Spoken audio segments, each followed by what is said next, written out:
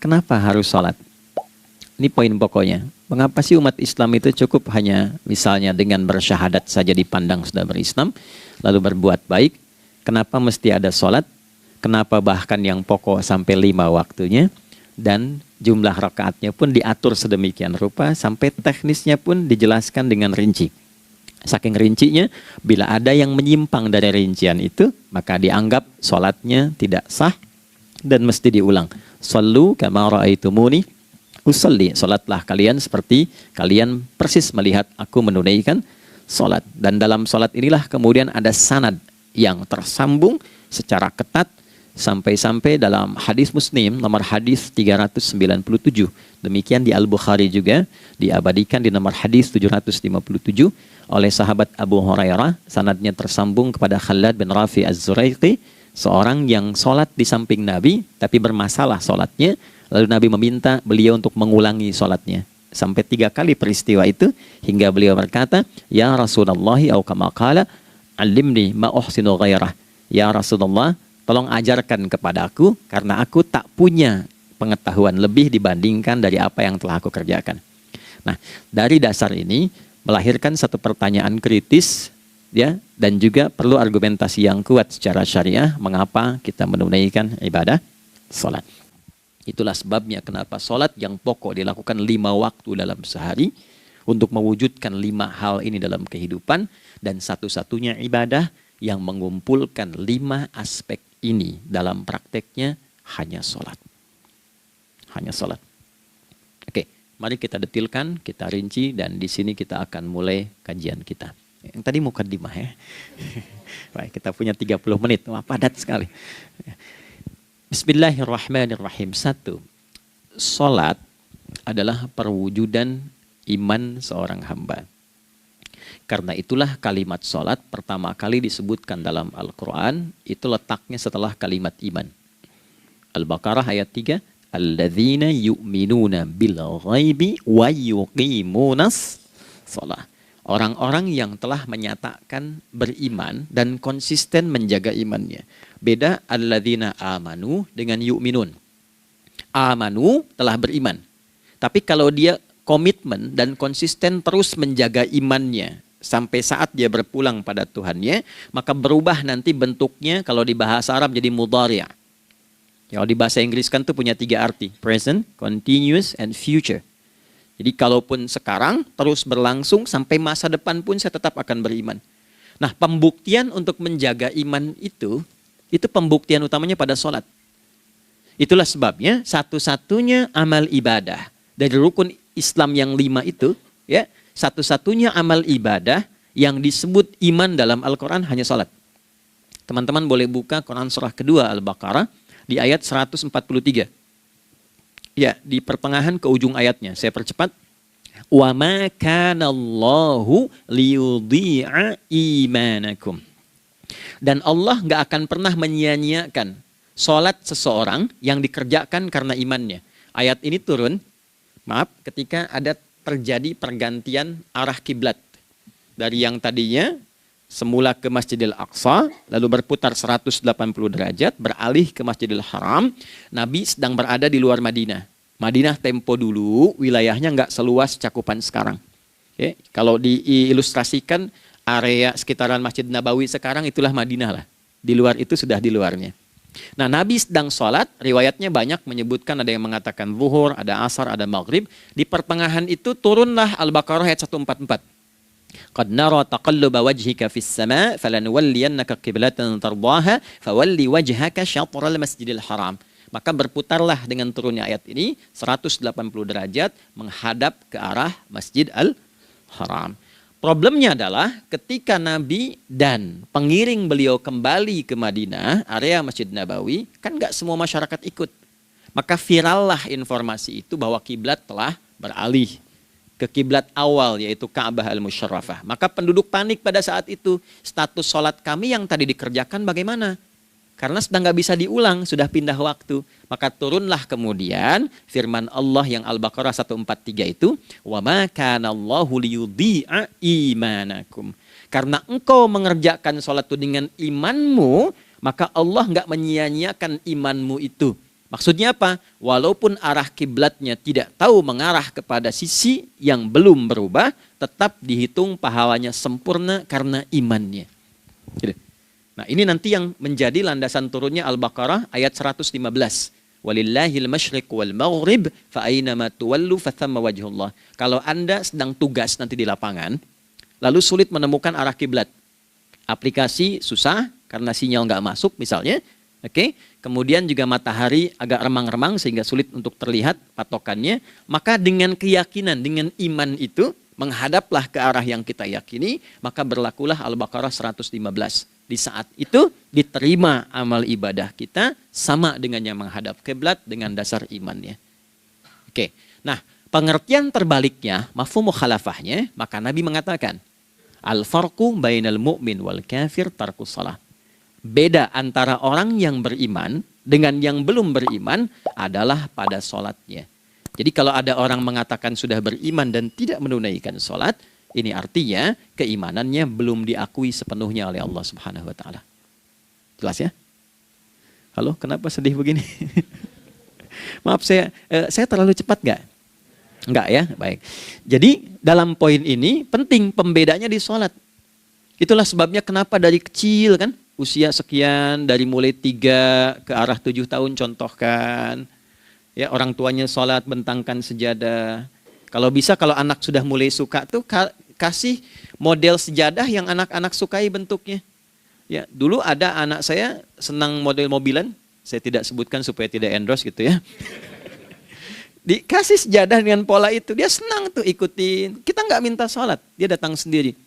Ya, nanti setelah mulai 7 tahun kan baru diajarkan dengan baik, diajak ke masjid kalau yang laki-laki. Demikian seterusnya.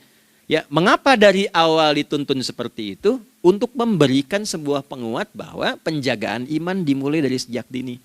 Ya, tapi di Indonesia saya perhatikan kelasnya sudah advance. Ya, TK sudah manasik gitu. Okay. Itu satu ya. Karena nanti kalau Nabi bilang begitu artinya akan terjadi orang mengatakan beriman tapi tidak sholat. Ya, makanya keras dari awal Nabi katakan bahwa pembeda antara orang yang beriman dengan yang baru klaim beriman itu pada sholatnya. Ya, pada sholatnya. Mengerjakan sholat maka sah status imannya, tidak menunaikan sholat maka bermasalah imannya. Itu poin yang pertama. Yang kedua teman-teman sekalian, ibadah. Kita lanjut ya. Sholat adalah bagian pokok terpenting dari ibadah. Nah, di sini kita akan mulai membuka sedikit rahasia terkait dengan aspek ibadah ini.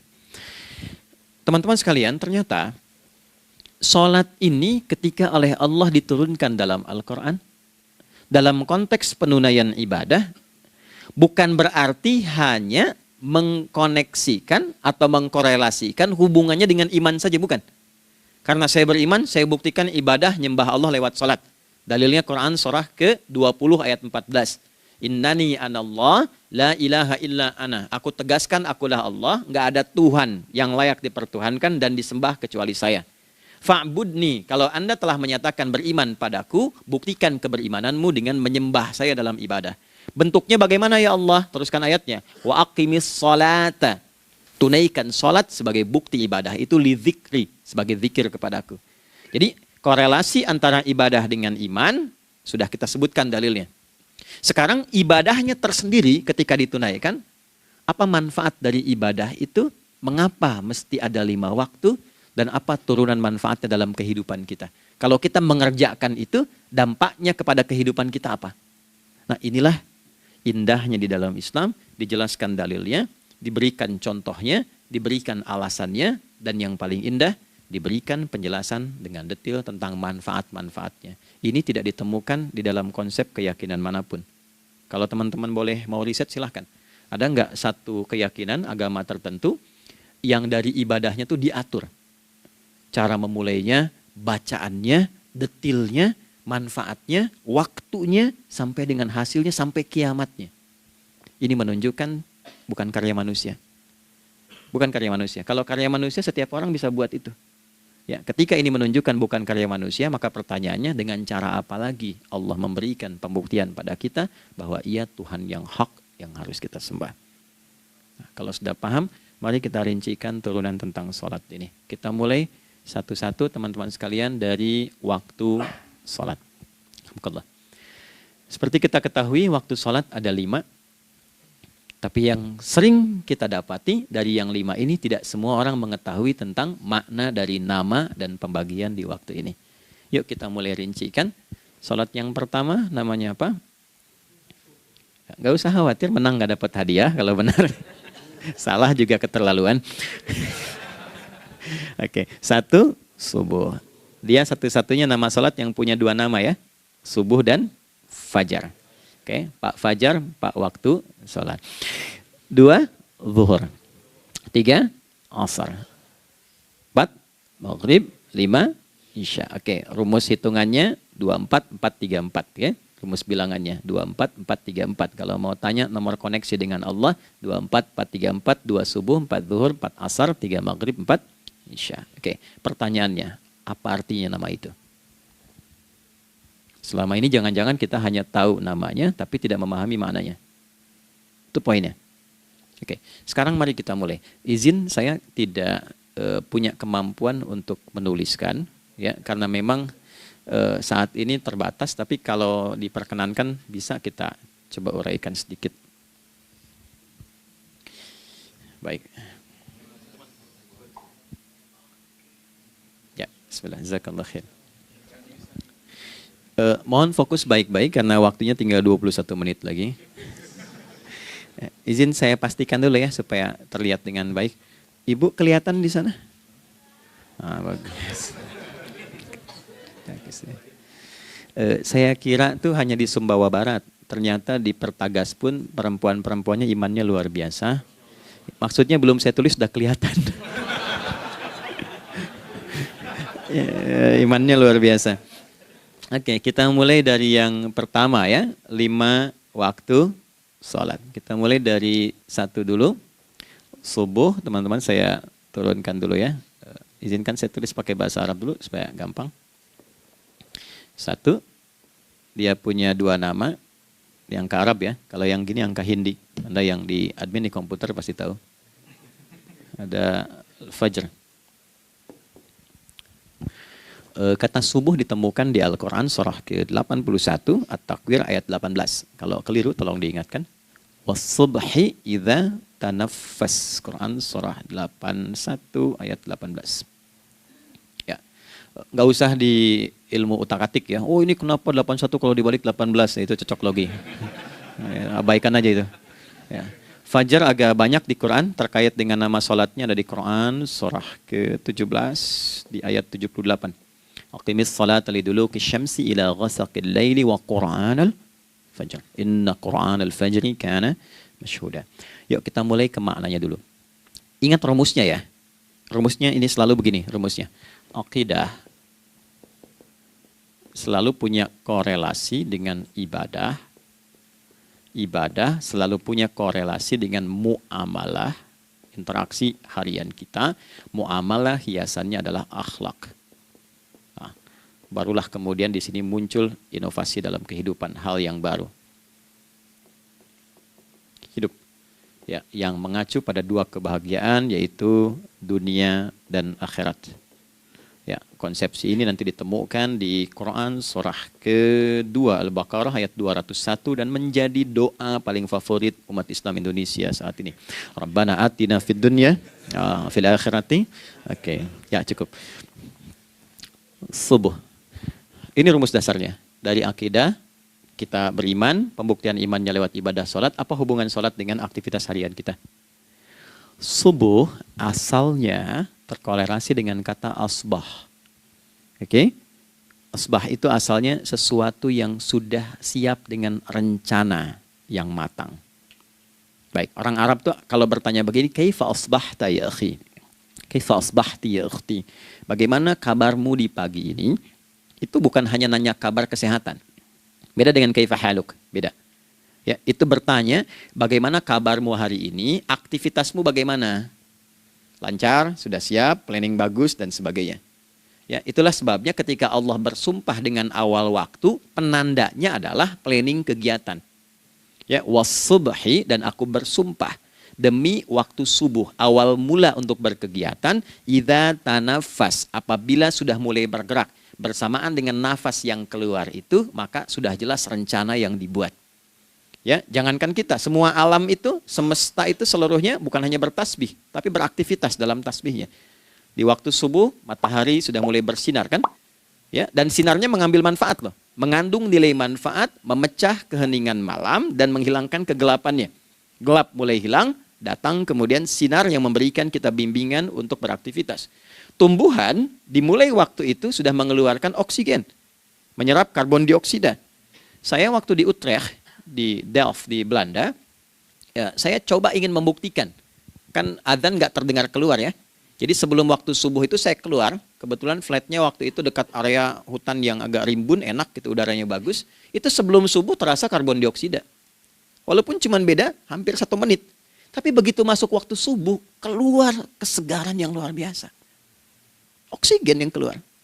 Ya, ini kan nggak mungkin kalau kuasa Allah tuh nggak mungkin terjadi seperti ini kalau bukan kuasa Allah Subhanahu wa Ta'ala. Tapi poinnya adalah yang bicara begini Quran. Nah sekarang yang ingin saya katakan adalah alam semesta dalam konteks seperti matahari, kemudian tumbuhan, binatang, ayam bahkan mulai berkokok punya planning yang teratur. Masa kita makhluk yang dihisab tuh nggak teratur, nggak punya perencanaan? Maka subuh itu mengajarkan kepada kita, jangan sampai ada orang Islam yang punya keimanan, lalu menunaikan sholat, diajarkanlah oleh Allah, setiap masuk subuh itu harus punya agenda yang jelas.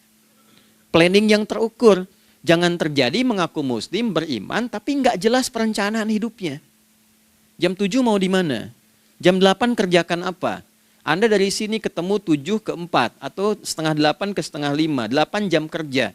Oke, berangkat jam berapa? Petakan di jalan macetnya di sebelah mana? Ukur sampai kantor tiba jam berapa? Apa yang mau dikerjakan di kantor? Itulah Islam, itulah subuh. Sehingga tidak ada satupun orang Islam di era Nabi mengajarkan beraktivitas kecuali terukur dan teratur.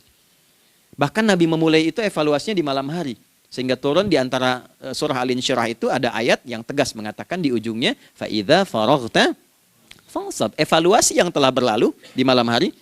Evaluasinya menyeluruh sampai ke zikirnya. Dicatat nih. Ya, aku hari ini secara spiritual itu, mohon maaf, sholat jamaahnya berapa waktu tuh? Dari 5. Oke? Misalnya dari 5 itu cuma 4, berarti koreksi ada yang kurang. 1. Ya. Yang kedua, secara intelektual sudah berapa bacaan yang dibaca saat ini? Ilmu yang ditingkatkan, mensyukuri anugerah akal dan sebagainya. Bekerja sempurna enggak? Turunkan ibadahnya bagaimana? Ketika ada yang kurang, istighfari. Ya, sebagai seorang ayah, ada nggak sesuatu yang salah yang dilakukan belum sempurna? Sebagai seorang ibu, anak dan sebagainya, istighfar. Itulah sebabnya sebelum tidur Nabi ajarkan istighfar. Yang kita tahu 70 kali kan, 100 kali. Yang saya tanya, 1 ke 70 itu istighfar apa saja? Apakah hanya bilangan di lisan? Atau dari lisan diingatkan oleh pikiran, ditembuskan ke hati? Istighfar sebagai seorang ayah yang kurang maksimal melihat anak dengan baik. Anda boleh punya jabatan di kantor, boleh direktur, boleh manajer, boleh macam-macam. Tapi ketika Anda pulang, Anda seorang ayah. Saya di Timur Tengah disebut syekh, di sini dipanggil kiai, dipanggil ustadz. Pulang ke rumah, anak saya nggak kenal itu semua. Anak saya nggak peduli itu semua. Belum pernah seumur-umur saya mengajar, lalu saya pulang, anak saya menunggu depan pintu dan memanggil, kiai. Tidak ada. Dia ingin ayahnya. Ingin ayahnya. Kenapa nggak kita hadirkan istighfar pertama kita itu karena kita kurang perhatian. Kurang perhatian kepada anak misalnya. Saya kalau pulang tengah malam dan semua tertidur, saya lihat satu-satu. Perbaiki cara tidurnya, doa, lihat satu-satu, minta ampun sama Allah. Dan ya kadang sebelum mengalirkan air mata kita nggak bisa tidur karena nggak tahu nanti ketemu lagi nggak di akhirat. Itu poin yang paling penting. Nah, jadi istighfar pertama itu untuk diri kita ketaatan pada Allah. Untuk diri kita sebagai anak pada orang tua. Sebagai suami punya tanggung jawab istri atau sebaliknya. Demikian seterusnya. Nah itu kalau sudah kita bisa lakukan, dievaluasi, direncanakan besoknya.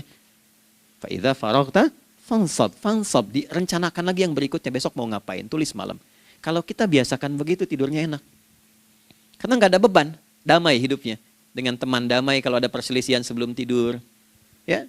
Jadi nggak ada orang mengigau itu masalah-masalah kehidupan dunia yang belum tuntas. Ini dunia saat maaf terjaga bermasalah, saat tidur pun masih bermasalah. Gara-gara kamu nih, kapan istirahatnya? Ya. Nah, ketika kita bangun dari subuh itu, maka rencana yang sudah kita siapkan itu, teman-teman sekalian, dibawa menghadap Allah supaya minta kemudahan, minta kelancaran, minta pendampingan, minta bimbingan. Itulah sebabnya kita dipanggil sholat di awal waktu, supaya rencana yang sudah kita siapkan itu minta taufiknya, persetujuan dan perlindungan dari Allah. Inilah yang menjadikan rahasia umumnya para sahabat memulai berkegiatan sejak dari masjid. Teman-teman boleh riset deh hadis-hadis tentang sholatnya sahabat dan kaitannya dengan syuruk dan pekerjaan. Rata-rata memulai dari masjid. Mereka tungguin, evaluasi, begitu siap, syuruk, minta sama Allah, berangkat. Saya mau kasih satu rahasia ya. Boleh jadi ijazah, tapi ini diantara kita aja ya. Anda boleh lakukan, berangkat ke masjid itu dengan baik. Terus minta misalnya, ya Allah, Kau perintahkan aku untuk berikhtiar, sekarang aku lakukan. Kau perintahkan aku untuk merencanakan, sekarang aku ikhtiarkan. Mohon lindungi, mudahkan, dan berikan bimbingan terbaik untuk mendapatkan hal yang wajar, halal, baik, dan kau ridhai. Anda berangkat. Pulang, sebelum nyampe rumah, mampir dulu ke masjid. Masjid terdekat dari rumah aja. Sholat 2 rakaat, gitu. Ya, sholatnya bisa sholat wudhu, tahiyatul masjid, dan sebagainya. Setelah itu pulang. Doa dulu habis sholat, ya Allah, aku telah berikhtiar seperti apa yang telah Engkau perintahkan. Sekarang aku memohon rizki darimu seperti apa yang telah Engkau janjikan. Kalau dengan semua ikhtiar ini belum cukup menurunkan rizki darimu, maka mohon tunjukkan padaku saat ini dengan cara apa lagi aku mesti berikhtiar. Oke? Silahkan Anda pulang dengan suasana itu ke rumah. Dan lihat apa yang terjadi. Rasakan bedanya, bedakan rasanya, dan pasti terasa bedanya. Gak ada kesan yang lain pada jiwa. Jadi yang dibawa ke rumah itu bukan aura kantor. Bukan aura jalan yang macet. Tapi ada ketenangan, kenyamanan, dan kenikmatan. Kalau teman-teman mau pakai sunnah sahabat ini dalam dunia pekerjaan, dan Anda lakukan coba sehari ini saja, rasanya pasti beda. Ya, ini bagian pertama. Nah, ketika kita ingin datang menghadap Allah, dan mulai membawa rencana kita, kan perlu isyaratnya kan, kapan dimulai? Gak bisa tiba-tiba saya bangun jam 3 langsung sholat subuh, kan tidak begitu. Ya kan? Mesti ada satu sinyal dulu, yang dari sinyal itu ada feedback pada diri kita untuk merespon, gitu kan? Nah, pancaran respon atas sesuatu yang memancar akibat satu hal yang terjadi, kalau di gaya itu kan kalau ada gaya gerak, gaya dorong kan? Ya, kalau nggak salah F1 sama dengan F2 kan? Nah, gaya gerak sama dengan gaya dorong. Geraknya dikit, bunyinya kecil kan? Kencang bunyinya. Kencang. Terus ada F berbanding lurus dengan P, hukum Pascalnya.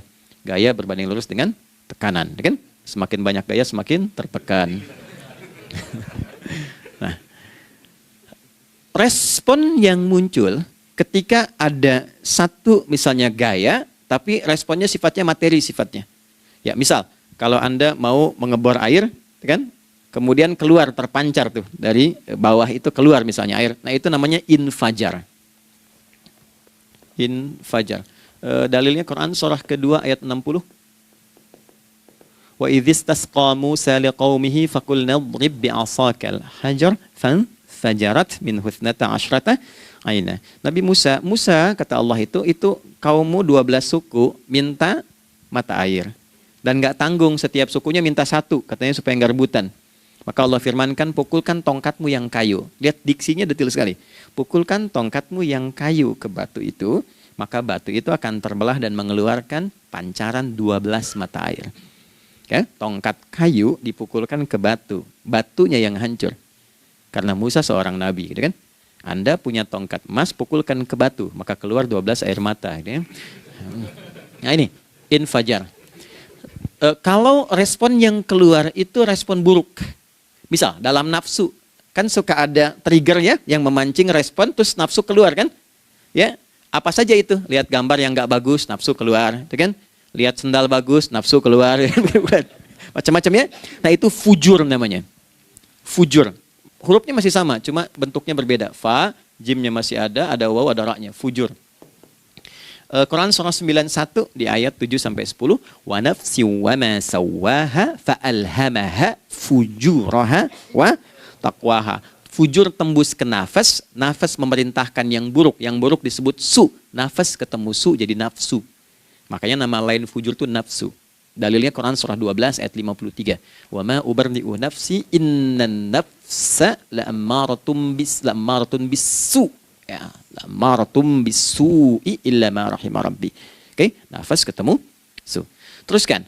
Tapi kalau pancarannya pada sifat yang baik. Oke? Membelah sesuatu yang gelap menjadi baik, terbuka, memancarkan respon panggilan yang baik, maka berubah katanya menjadi fajar. Oke? Matahari diperintahkan oleh Allah, diperintahkan membelah kegelapan malam. Keluarlah sinar pertamanya, disebutlah fajar. Kenapa? Karena ada respon kebaikan keluar darinya. Baik, perhatikan baik-baik Quran surah kedua ayat 187. Wa kulu washrabu hatta yatabayyana lakumul khaytul abyadu minal khaytil aswadi minal fajar. Itu untuk matahari. Kita lagi tidur enak-enak, sudah nyiapin rencana malam-malam, tiba-tiba ada panggilan. Allahu Akbar, Allahu Akbar. Itulah tandanya hati kita mengkonfirmasi iman kita dalam diri kita. Cepat, sudah adzan. Pernah begitu? Nah, konfirmasi itulah dalam bahasa lain yang disebut dengan fajar namanya. Datang. Jadi waktunya matahari membelah disebut dengan fajar, konfirmasinya pun disebut dengan apa? Fajar. Ya, jadi bersamaan waktunya dengan dua hal itu. Datanglah panggilan. Itu yang dimaksud Quran, hubungan iman dengan konfirmasinya sampai ke sholatnya ada di Quran surah 8 ayat 2. Innamal mu'minuna iman alladzina idza dzukirallahu adzan wajilat qulubuhum iman. Jadi begitu ciri iman itu ada dalam jiwa, dipanggil lewat adzan, kan? Allahu Akbar, langsung merespon, ya Allah sudah adzan. Walaupun setelah adzan ada lagi getaran, baru adzan belum qomat gitu kan. Nah, misal ya. Nah, tapi inilah fajar. Jadi maksudnya rencana Anda ini agak jarang dibahas ya. Mohon maaf, ilmu ini agak jarang. Jadi jangan Anda bilang saya bid'ah, bukan. Ya, bukunya ada, referensinya ada. Cuman karena jarang dikaji, jangan sampai kekurangan pengetahuan menghukumi yang tahu jadi salah gitu. Ini poinnya. Jadi saya kalau bahas satu masalah, itu bukunya saya kumpulkan. Tafsir awal sampai akhir yang ada apa, buku-buku tentang sholat apa, baru kita keluarkan. Jadi bagian topik-topik tertentu yang dibahas. Problemnya ketika membahas tentang ibadah cuma dua. Satu, tentang bacaan, doanya apa. Yang kedua, tentang gerakan, bagaimana mengerjakannya. Yang ketiga, jarang dibahas hikmahnya apa. Padahal rumus dalam ibadah itu dalam fikih tiga-tiga mesti dipakai. Ini Quran surah kedua ayat berapa? Ayat 129. Rabbana wab'ats fihim rasulan minhum yatlu 'alaihim ayatika, ini wa yu'allimuhumul kitaba, ini wal hikmah, ini. Barulah kita mendapatkan sesuatu yang baru. Ya, ini. Wa yuzakkikum, dan di 151 Al-Baqarah wa yu'allimukum ma lam takunu ta'lamun. Jadi ini bukan ilmu yang baru, bukan, belum tahu saja. Jadi selama ini yang kita kerjakan jangan sampai terbatas pada ritualnya saja untuk mencukupkan ini. Hubungan ritual dengan ini apa gitu. Ya, jadi subuh ini mengkonfirmasi bahwa ada satu keteraturan dalam kegiatan kita. Ya, alhamdulillah. 2, siang. Oke, setelah subuh, fajar, salat apa? Zuhur. Oke, saya tanya pada Anda, zuhur itu artinya apa? Sudah, cukup katakan wallahu a'lam. Waktunya terbatas ya. Sahabat ditanya nggak tahu wallahu a'lam. Anda sahabat bukan, tabi'in bukan. Zuhur. Waktu tinggal 4 menit lagi. Oke, teman-teman, kalau kita jeli, ini kan sholat dikerjakan di siang hari kan? Siang itu bahasa Arabnya nahar. Naharun itu siang. Tapi kenapa sholatnya zuhur? Kok nggak sholat nahar gitu? Ya, lohor, ini paksain tuh. Zuhur, lohor. Ya. Terus sore, biar nyambung cepat. Sore, bahasa Arabnya kan masa. Masa al-khir, selamat sore. Kenapa kau sholatnya asar? Kok sholatnya namanya asar? Oke. Maghrib, isya. Isya kan malam kan? Kenapa nggak lail? Lail itu kan malam. Kalau ada yang istimewa di malamnya, itu lailah namanya. Makanya ketika turun Al-Quran disebut Lailatul Qadar. Karena malamnya istimewa.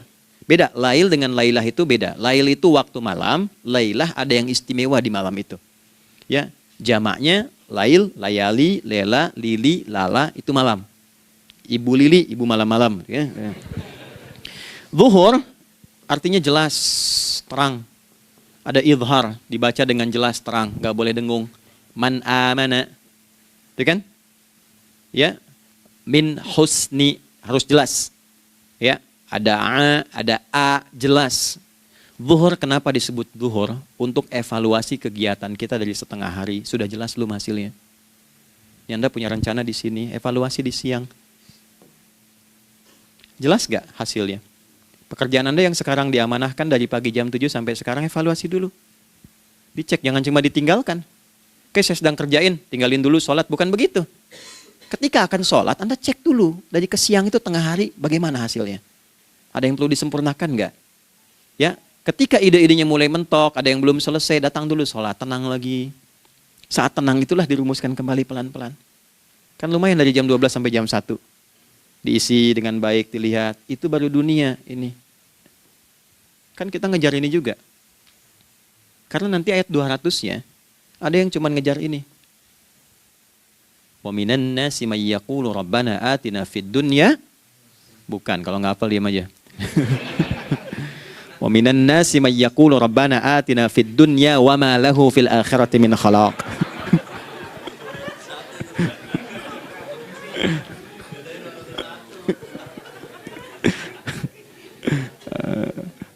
Paham kan? Dan di antara manusia ada yang fokusnya hanya dunia yang dikejar. Sehingga nggak kebagian akhiratnya. Padahal dia tahu dia mau pulang. Yang lebih aneh lagi, pengen pulang surganya Firdaus dekat dengan Nabi. Tapi tiap hari kerjakan dunia. Dunia lagi, berangkat gelap, pulang gelap. Terus meninggal gelap juga. Ini kan repot. Nah, maka mesti investasi kan. Anda kalau tugas keluar kan, apalagi keluar negeri kan hukumnya beda. Bekalnya pun tidak sama.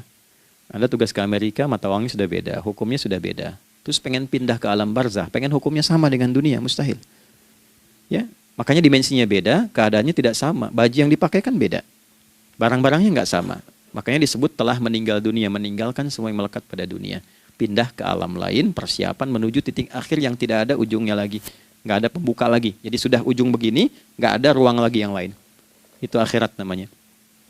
Makanya di sini cuma dua pilihannya. Kalau nggak ke surga, nah itu. Ya.